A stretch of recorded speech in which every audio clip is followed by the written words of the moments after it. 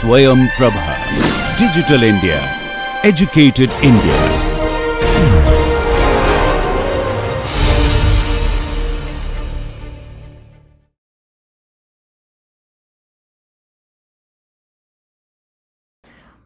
So knockout tournaments are, well, it's a form of gameplay where you have several players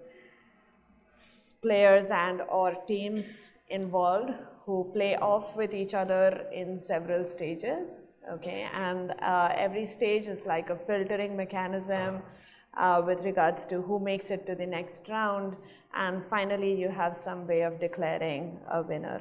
So how many of you are watching the Cricket World Cup? It's like, give me a quick. Really, not everyone? Okay, that's kind of weird.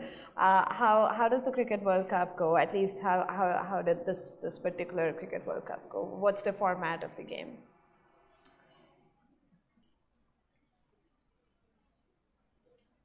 So how many teams are playing?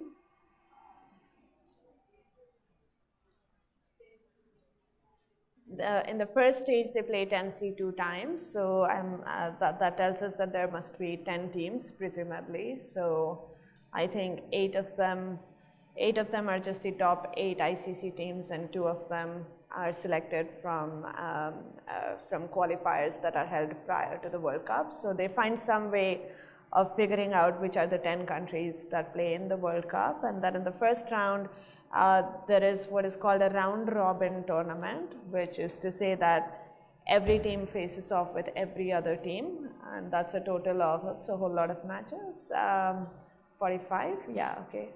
So that's the first round of the first stage. And then how many teams do they shortlist from these 45 matches? 4 teams, and they proceed to what is popularly called the knockout stage, at which point, if you want to win the tournament, you can't afford to lose any match. Yeah?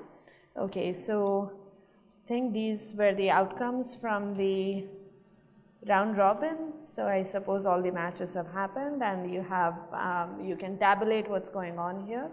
And then I think you come up with, okay, I've not put it in, but you come up with a points table, which is currently being topped by, who is on top of the World Cup points table right now? India, okay, and followed by Australia, and then England, and then New Zealand, right? Okay, so the points in this case, at least, I think the way they're calculated is that you get 2 points for every match that you win, 1 point for every match that's a draw, and no points for any match that you lose. So, so based on what you just said, points table sabko rata hua hai. So India, Australia, New Zealand, and England are the top 4 teams, and they make it to the knockout stage. And here, what we have is the schedule of the semi-finals, where India plays off with New Zealand and Australia plays off with England, and the 2 winners advance to the final match, after which a winner is declared. So the question that we're going to really ask ourselves throughout today is, does it matter how the teams play off of each other in the semi-finals? So for instance, suppose you were an accomplished astrologer and you know who is going to win if a particular pair of teams play off with each other. So based on your astrology skills, you come up with this graph on the left. So let me just fix the notation here, because I think I remember that I've kind of spoiled you by reversing the conventional notation in the previous lecture. So let me just set the record straight. So if you have an arrow from A to B, we say that A wins, which may be opposite to what I said last time. So my apologies. This is what we will stick to throughout today, because it's the notation followed in the handbook and also in most of the literature. So one way to remember this is to think of this as, like, think of the direction of the arrow as telling you who is the better player. So think of this as A greater than B, yeah? A reasonable way to remember it. Yeah. Cool, so as I said, you are the oracle from the Matrix, if you have seen that film, every prediction you make is accurate, and so you bribe the oracle and you extract this outcome graph, okay, which is to say that if India were to play England, then India would lose. If Australia was to play New Zealand, then Australia would win, and so on. That's how you read off this graph, right? So based on this graph and based on the schedule that we have for the semifinals, who would win this World Cup? India? Okay, yeah, this is confirmed. So between India and New Zealand, India is going to win. Between Australia and England, yeah, okay, Australia. And between India and Australia, India is going to win. Okay. All right.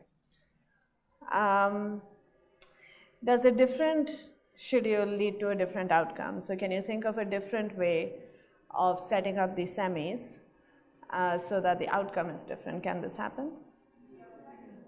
Okay, so India versus England would make things go a little bit differently.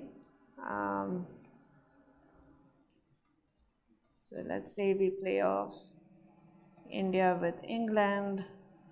That would actually imply that India is out of the game immediately. And no matter what happens here, you know that the outcome is already different. Okay. All right, so you can see that the schedule really does matter, although you could counter-argue this by saying, well, how would you counter-argue this? I mean, you might say that this graph here doesn't really make sense. I mean, it depends on the day, it depends on various factors, and this can't really be a fixed graph on every day, every match, right? So maybe, so maybe it's just no matter. I mean, you could argue that these are 4 competent teams, and it could be anybody's day, and the seeding ideally should not matter. But in general, seeding is still a big deal because even if you don't have a completely accurate prediction, it's still reasonable to think of at least a labeled tournament where these labels are indicative of probabilities. These labels are probabilities indicative of presumably the chances that teams have against each other, and it's a bit of a art and science to come up with a labeling that would be reasonably accurate. People may look at the history that these teams have against each other. They may look at their overall history in that particular stadium, history in the World Cup, whatever, whatever your choice of methodology is. And you may still be curious about asking questions like, well, given this probabilistic tournament, what are the chances that a particular team will win with respect to a given seeding? And then, so this is called a seeding. In some sports, it's called a bracket. So this choice of how you're going to play people off, right, that order. I think it's called a bracket in tennis, maybe even football. So we are going to call this a seeding. It's the term we will use for deciding who plays off the base set of matches. And from there, if the format of the tournament is fixed, which we are going to assume it is, so in a knockout tournament, people just keep playing each other off till a winner emerges, right? So it's pretty much this table that you saw here, and this table can be expanded in a natural way to accommodate any number of teams as long as they're paired off in the first stage. And if you, and then you just have to keep playing the matches to determine how the future stages are going to go, right? So the format of the knockout tournament clear? Yeah. So the teams play off in pairs, the winners move to the next round, they again play off in pairs, and so on and so forth, right? So, all right. So given this sort of a probabilistic tournament, presumably there are 2 natural questions. One is, given a seeding, what are the chances that your favorite team will make it? And the other thing is, can you come up with a seeding that maximizes the chances that your favorite team wins? Yeah? Okay, so imagine that you are actually the controlling authority for a particular tournament, and everyone has a favorite, right? I mean, they're rooting for someone. So can you maximize their chances of making it to the top, right? That's a legitimate question to ask. So we won't really be addressing the probabilistic version here, or in other words, we'll be looking at a really special case where all the probabilities are 0 or 1, meaning that we're going to assume that we actually know what the fates of all these matches are going to be. Although the probabilistic version is also extremely well studied, and I'm going to refer you to the 19th chapter of the handbook if you're interested in finding out more about the probabilistic setting. But we'll just look at a simpler setting and try to understand this question a little bit more.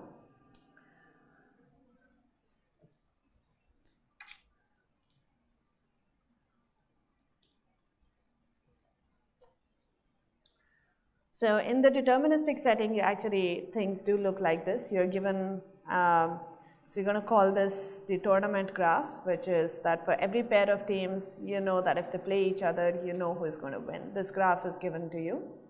Okay, and you're trying to figure out how to label this tree. Okay, so let me just see. Let's just look at where we are. So you have. So I'm just going to draw this for 4 teams, but you can imagine that this is something that you can repeat easily as long as the number of teams is a power of 2. You can draw what is called a complete binary tree on 2 to the k leaves. How many layers will this tree have? So here we have the number of teams is 2 squared, and depending on how you count, so yeah, so okay. So you think of this as a tree with 3 layers. The bottom rung is the first stage where you have 2 matches, yeah. The second rung is the second stage where you have 1 match, and the third rung, well, it's not really a stage because at this point you have a winner. So there are 2 stages. The tree diagram has 3 layers, so we can just think of it as if there are 2 to the k teams playing in a knockout tournament, then the number of stages is going to be k, yeah, okay. So if the number of teams is not an exact power of 2, as is the case in the World Cup, if the World Cup were to be played as a knockout tournament with 10 teams, then the standard way in which they deal with this is that they introduce what's called a bye, which is that some teams only start out in the second round. Okay, so you have an incomplete tree, right? So it's incomplete at the bottom level. So some teams just start out in the second round, and depending on how many teams you're falling short on, you know, you may have multiple buys and things like that. So again, to keep the discussion convenient and simple, I'm going to always assume that the number of teams is an exact power of 2, but more or less everything we say can be easily adapted to a setting which has buys. Yeah, okay. All right, so let's come back to our main question, which is, can we come up with a seeding that makes a particular player win? Okay, so is that question clear? Can everyone keep that at the back of their minds? We want to know if there is a way of fixing the ordering of the teams at the bottom. Actually, this doesn't matter. Within a pair, the order doesn't matter, but yeah, can you fix a labeling on the leaves of this tree in such a way that your favorite player emerges on the top? That's the question. If you had to come up with an algorithm to check what is the most natural, what's the brute force algorithm and how much time does it take? So I want to know if there is a labeling of the leaves. So there are 2 to the k teams, right? If you like, you can call this M. There are M teams, and you want to know, is there a labeling of the leaves of this complete binary tree, which ensures that a particular favorite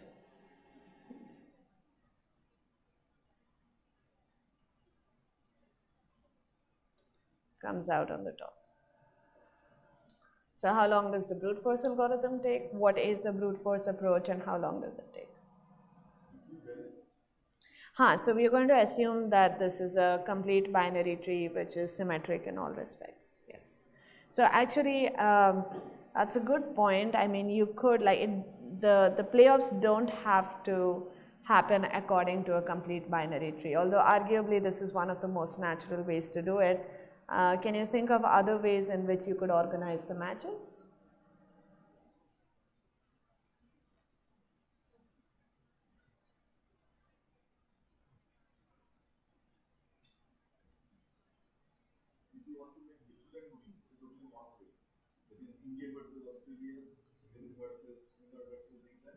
Right.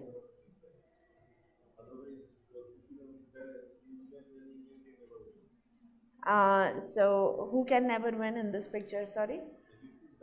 Huh.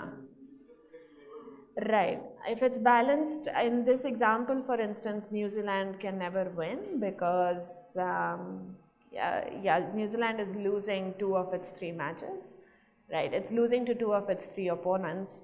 So notice that to get to the top, you have to defeat at least how many teams? So remember that there are K stages, right? So every team plays K matches, and to get to the top you must win K matches because any loss immediately throws you out of the tournament. So your out degree in this graph must be at least K, right? If you don't have out degree at least K, then the answer to this question is no. No seeding will help you. I mean, that's like the minimum basic ability that you must have to have any chance of getting to the top. On the other extreme, who do you think, what's the nature of a player for whom this answer is very easily yes? Are there players that you can, for whom it's easy to figure out a seeding that makes them win? So it's easy to make somebody win if they're a very dominant or a very talented team. How would you capture the notion of dominance in terms of in degree, out degree? A team that's dominant, a team that has high out degree or low out degree? So by out degree, I mean the number of arrows that go out of a node, that is the out degree. I should have been explicit about it. So the notation is n plus of v denotes the number of out neighbors of a vertex. That's actually the number of players that are defeated by the current player. Yeah. And the number is called the out degree. So for a strong team, the out degree must be high, right? You must be beating a lot of teams. What if you beat everybody? Then a team that beats everybody would be called, I mean, do you recall any voting terminology? That would be called a Condorcet winner. Thank you. So a Condorcet winner doesn't even need any help from the seeding, right? Because no matter how you seed it, a Condorcet winner will always climb his way to the top, right? So those are sort of two extremes. If your if your out degree falls short of K, then you have no hope for winning. And if your out degree is m-1, then even an adversarial seeding cannot stop you from winning, right? No matter how the tournament is seeded, you're going to win. So that's the range. So the interesting range is what happens in between. So you don't have Condorcet winners, and the player that you're rooting for is not a hopeless player. Like he has some chance of winning. Yeah. So that's the setting we want to investigate a little bit more. So yes, this is a balanced, I think coming back to the question here, this is the structure of the tournament is fixed by the tree, and maybe it's worth emphasizing the fact that a tree is not the only way to get teams to face each other off, right? So you could, for instance, imagine organizing the matches along a path instead. So what would that look like? So again, let's say we have 4 teams, we get 2 of them to play each other off, and a winner emerges, okay? And, okay. So maybe this is not the best way to do it.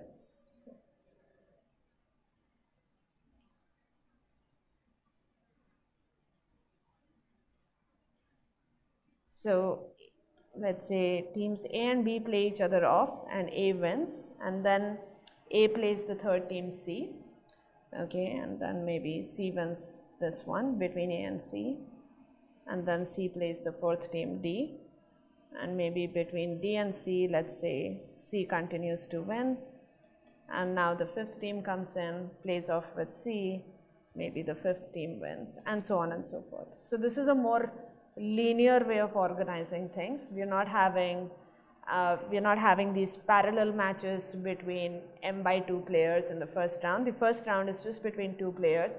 We wait for that match to finish and pit the winner against the third. So it's almost like you have lined up the teams and you are asking these two to play. The winner faces off with the third one, and then the winner of that match faces off the fourth player, and the winner of that match faces off with the fifth player, and so on.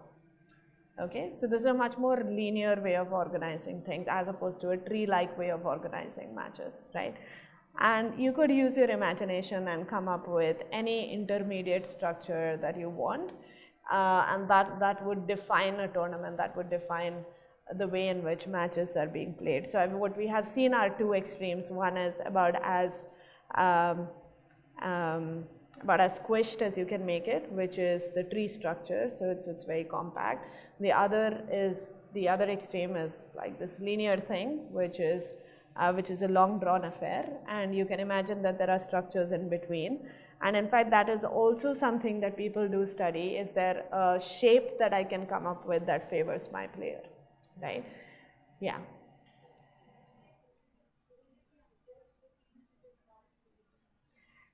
Yeah, so unfortunately, if you end up facing off with a strong player at the start, then so I mean, every player is probably going to have some sort of a lifeline in this setting. They're going to play for a certain duration till they get knocked out, and then it's going to be another player that takes the baton, plays for a few more matches, probably doesn't even doesn't even survive beyond the only match that he plays. I don't know if a correct an analogy is to talk about maybe the way in which batsmen face balls, and there's certain balls that they survive, after which they get out, and then it has to be a new player. It's not a very accurate analogy because the setting is a little bit different. But yes, you could argue for so all knockout tournaments have share the feature that the moment you lose a match, you're out of the game, you're out of the entire tournament. So that is common to both the tree structure as well as the linear structure. So from the point of view of a single player, what's happening is that the central authority tells me that this is your next match, this is your next match, this is your next match, right? And you have to just keep playing them, and you have to win every one of them, right? The different ways in which things can pan out comes from two things. I mean, one is the order in which the leaves of the tree are labeled, because that determines who climbs up and whom you're facing. So you could be in a situation where a team that you would lose against is beaten by a team that you can defeat, right? Which is, I mean, it's funny when you say it, because if you think of a transitive tournament, then this would not happen, right? Because if you can defeat a team that is defeating another team, then you should actually be able to also defeat that team. But if you have a cycle, then you are in a situation where you may get lucky, and the team that's dangerous for you gets beaten by a team that you are comfortable beating. And you want to really create these situations for your player, right? And that's why cycles in tournaments are actually interesting, because if you didn't have cycles at all, then it's easy to check that there is always going to be a Condorcet winner, because if you didn't have cycles, there's going to be you need a small argument, but you can see that there must be what is called a sink vertex and a source vertex. So the source vertex just essentially defeats everyone. So, so this whole question is interesting only when this graph has cycles, which is these weird things where you could think of them as upsets or surprises in a tournament. So, and yes, the structure of the tree also matters because it just brings out a different narrative for how the games are going to go. And you can actually stare at, even just staring at the tree versus the path and trying to get the hang of how these two things are different will help build up some intuition about why the structure of the tree is also important. I don't want to get into that discussion very much because we will mostly be dealing with the tree setting, but this is just to address the point that came up, which is that the balanced tree makes its own contribution to the narrative, and that is something that we are going to fix, but you could switch that up. And as I said, a question that people actually study is if you can make somebody win by changing the structure in which the games are going to be played. Like, can you mess around with this tree, instead of a balanced tree, do something else? Instead of a complete binary tree, do something else and see if that helps you out. So there are really these two things which influence the outcome of the game. And you could ask, what if both of them were in your control? So if you could pick the tree and you could pick the ordering, then what is the best that you can do? And if the ordering is fixed by somebody else, then what is the best tree that you can pick? And the other setting would be that if the tree is fixed, what is the best ordering that you can come up with? So that's the question that we are going to address. The tree is fixed. It's fixed to be the complete binary tree with k leaves. 2 to the k leaves. And we want to investigate what's the best we can hope for in terms of an ordering. Yeah? Okay. So hopefully the question is clear. Yeah? Cool.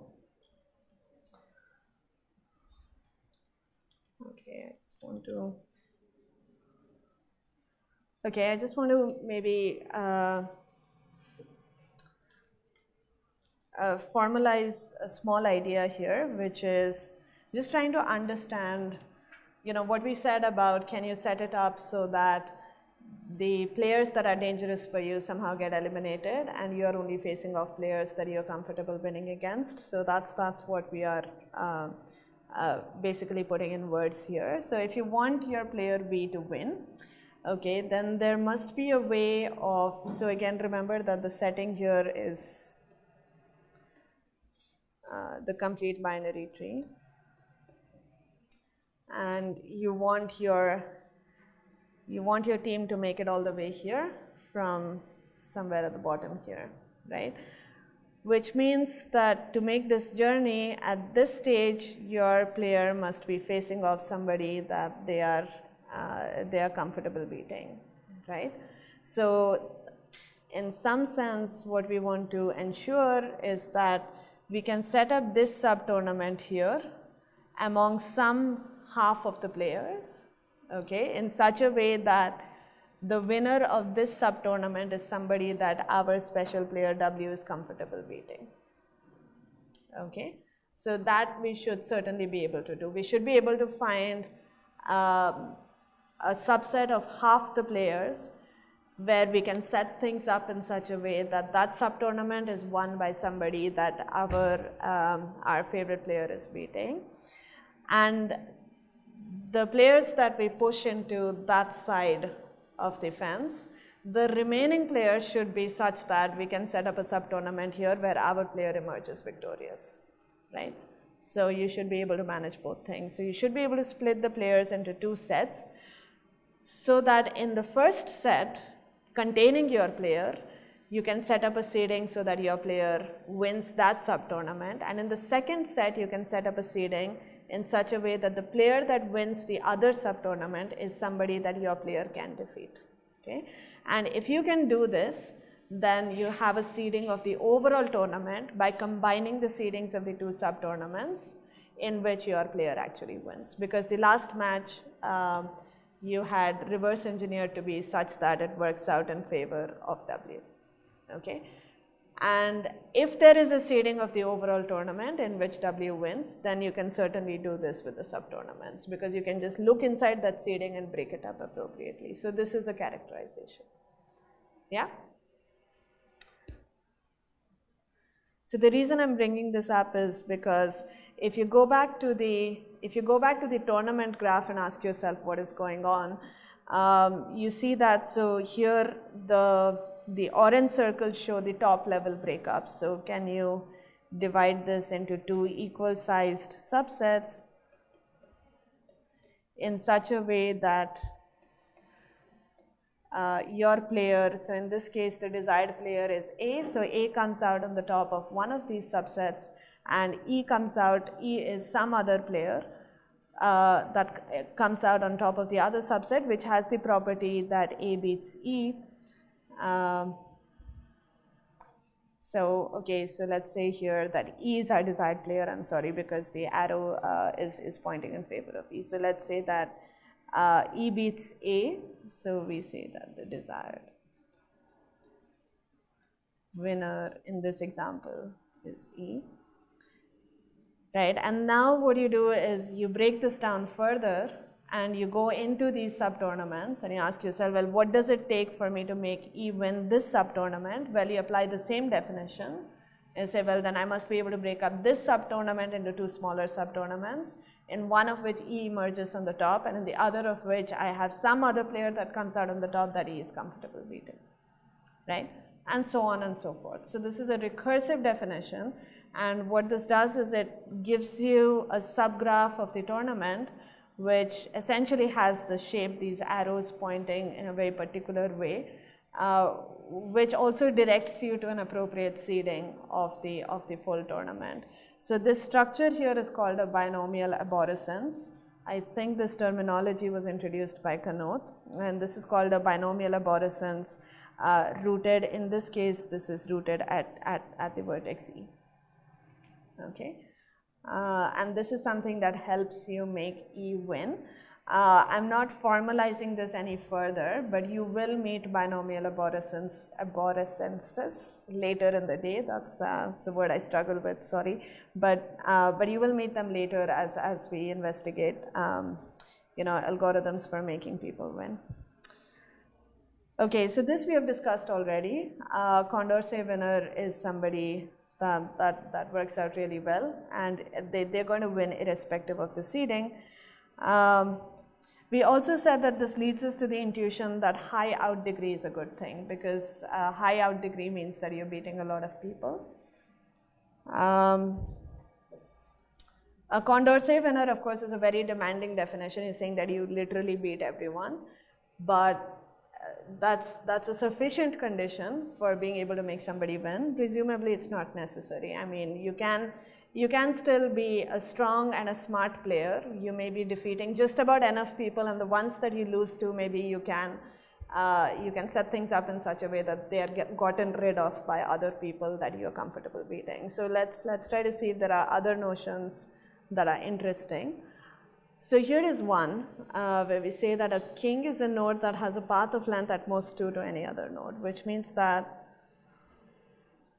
so here's a bunch of people that you're anyway beating, okay, and for anyone else,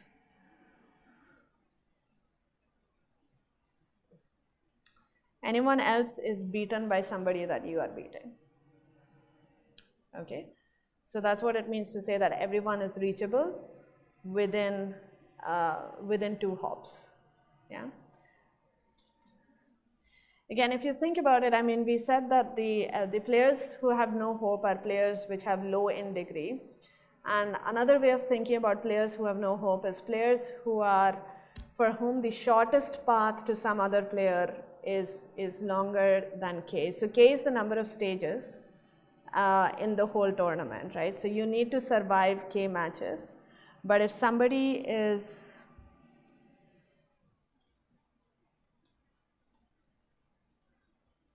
so if this is the desired winner, but here's somebody, and you're going to only have, let's say, 2 matches in your tournament, and somebody is 3 matches away and there is no shorter path to V, I'll let you think about why this makes it problematic for us in making W win. when somebody is too far away. This means that, notice that all the other arrows here are pointing against W, because if there was any of the other intermediate arrows pointing in the forward direction, then you could have. So remember, I'm saying that this is the shortest path. So the comment I'm making here is that if the shortest path from your favorite player to some other player is terribly long, right, then that makes this not such a great situation for your favorite player. So on the shortest path, every intermediate player defeats your favorite player. Why is that? Or is that true? So on the shortest path, I claim that any player who is on the shortest path from W to V must actually defeat W. Because what if they didn't defeat W? That means W defeats this player. What does that contradict? Right, it contradicts the fact that what we wrote down below was a shortest path, because using the blue edge, you can actually bridge your way onto this intermediate vertex and bypass the other two edges and get a shorter path. Yeah, is that clear? So I was claiming that you need at least two intermediate players before you can reach V, but actually the blue path combined with the last edge actually says that you only needed one intermediate player to get to V, right? So that's your contradiction. So on the shortest path, every intermediate player on a shortest path is in fact beating W. Okay? And our intuition has been that if a lot of people are beating your favorite player, then that's not such a good situation for your player. Okay? So think about how you can, is there a formal statement that you can extract out of this intuition? I'll leave this at that. But let's come back to this notion of a king. So you said that a king is a node that has a path of length at least 2 to any other node. And the claim is that every node with maximum out degree is in fact a king, because I want to make this claim explicit, because otherwise it's not clear why a king should always exist.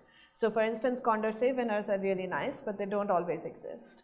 So now I've thrown out a definition of a king, which builds on this intuition that players who have very long shortest paths to other players are probably players that don't have a great chance of winning. And I'm trying to identify who are the players for whom I can actually do something, who are the players that I can help by manipulating the seeding, right? So I'm trying to find some notions of what makes a player a strong player. So the opposite of having long shortest paths is the idea of having every player being close to you. So either you're defeating another player, or another player is being defeated by somebody that you're defeating. That means that everybody is either 1 hop or 2 hops away from you, which is the opposite situation of what we were saying with the long shortest paths. Okay? So hopefully there is some motivation for us to come up with a definition like this.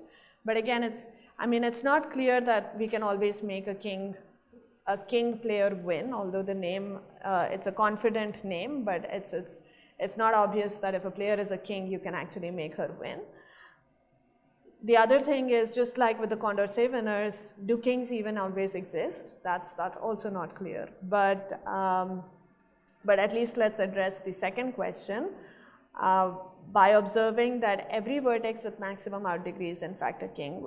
What is a vertex with maximum out degree in terms of something that we have already seen when we were discussing voting mechanisms? Does it ring a bell?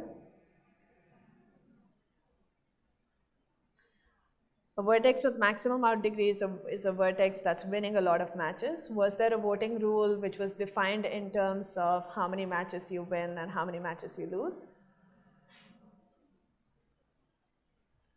So you've seen only 2 or 3 voting rules, so it's easy to make an educated guess. Okay, so Borda was a rule that also accounted for the margins. What was a rule that didn't account for the margins? So that was co-planned, yeah. So Node with maximum out degree is a Copeland winner. We define Copeland as number of wins minus the number of losses, but you can convince yourself that even if we defined it just as the number of wins, it would work out the same. So the claim is that every Copeland winner is also a king vertex. Why is that? So just remember the definition of a king. It's that it has a path of length at most 2 to any other node. So let's look at a Copeland winner. This is a node with the maximum out degree. And what is the claim? I want to claim that any other node, okay, so these guys are okay because they're reachable within one hop. Any other node is a node which is an in neighbor, right? Because if it was an out neighbor, I would have already considered it. So any other node is an in neighbor of this vertex. And I want to claim that this in neighbor is reachable within 2 hops, which means that it must be beaten by one of the out neighbors of V, right? So let me call this vertex V. And I want to claim that this star vertex here, let's call him U. So the claim is that U is beaten by one of the out neighbors of V. Why is that?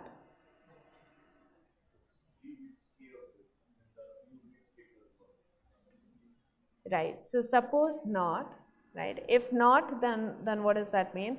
That means that U is beating every one of the in neighbors of V, of the out neighbors of V, right? If we didn't have a path of length 2 to the vertex U, then that would mean that basically U is beating everyone that V is beating, right? Because if U was beaten by somebody that V is beating, then we are done. Right? If U is beaten by someone that V is beating, then you have a path of length 2. So if this is not the case, then U is beating everyone that V is beating, but that sentence itself is a contradiction to the fact that V was a Copeland winner, which means that I was beating the maximum number of players. Nobody beats more players than V does. But here we have a player U that is beating that everyone V is beating, and on top of that is also beating V itself. Okay, which makes its out degree strictly greater than the out degree of V, okay, which is a contradiction. Okay, so every Copeland winner is also a king. All right, so we won't really be able to show that you can always make a king player win, because that okay, I'd encourage you to think about if that is true, meaning can you come up with an example of a graph where you have a king, but no matter how you seed the tournament, despite being a king, the player cannot win. Okay, so that's an exercise. I'm not committing one way or the other, but let's just try and carve out a situation where we can make somebody win. Somebody that is a king with some additional properties, and I won't give you the properties up front. Let's just try and see what are natural strategies for trying to make a good player win via a seeding, and hopefully properties that actually help will emerge. So for that discussion, I want you to just go back to the picture of the knockout tournament, and I want to bring about a perspective on seedings which involves matchings. Okay, so I want to point out that if you have if you have a complete binary tree where the leaves are labeled, then if the leaves are labeled and the knockout tournament graph is given to you, the tournament graph of who beats who is given to you, then the entire tournament is determined, right? So you can really think of the seeding as a collection of matchings in the knockout graph, okay? By which I mean the following. So if you focus on round 1, okay, there are 8 players, so there are 4 playoffs in round 1. So these 4 players actually form a perfect matching in the knockout graph, right? And here the in the tournament graph. So in this, this matching comprises of directed edges, okay? And so between x and y, let's say we have an edge from x to y. So I'm going to call x the source. I'm going to call y the sink.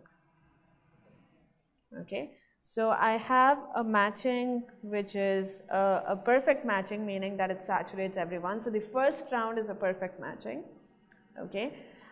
And which are the vertices that advance to the next round? Are they the sources of the matching or the sinks of the matching? The sources, right? This is an exercise in notation just to make sure that you get the direction of the arrows right. So the sources are the dominant players. So they win the playoffs given by the matching and they move to the next round, right? Okay, and in the next round, so in this example, in the next round we have A versus C and E versus G, which is also a matching. It's not a perfect matching, but it's a matching, well, it's a perfect matching on the sources of the matching of the first round, right? And that the sources of this matching advance to the next round and you get one more edge. So it's a collection of 3 matchings where the kth matching has half the size of the k minus 1th matching, right? So the first matching will always have size m by 2, will have m by 2 edges. The next matching will have m by 4 edges and so on, which is why you can imagine that it's convenient to think of m as a power of 2. But as I said, if that's not the case, then you will just have some bias at the bottom and these matchings will be slightly truncated in the early stages. Okay.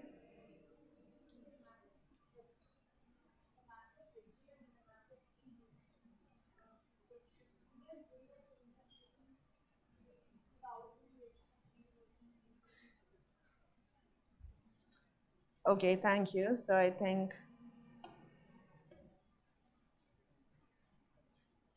so E is in fact a source on this edge.